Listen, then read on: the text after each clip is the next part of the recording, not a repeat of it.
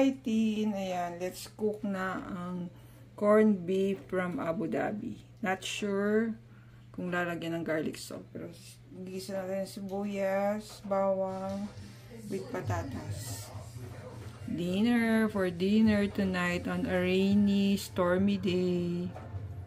Sibuyas, bawang, patatas before natin ilagay ang corned beef. Not sure kung dapat lagyan ng garlic salt or corned beef. Corned beef dinner cut. Ayan, sabi ni Popsi, lagyan natin ng konting water kasi palambutin pa natin ang potatoes.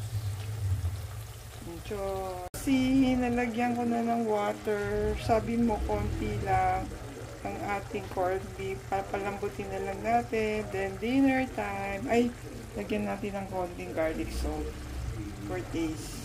Natin luto ng ating corned beef for our dinner. Cheers!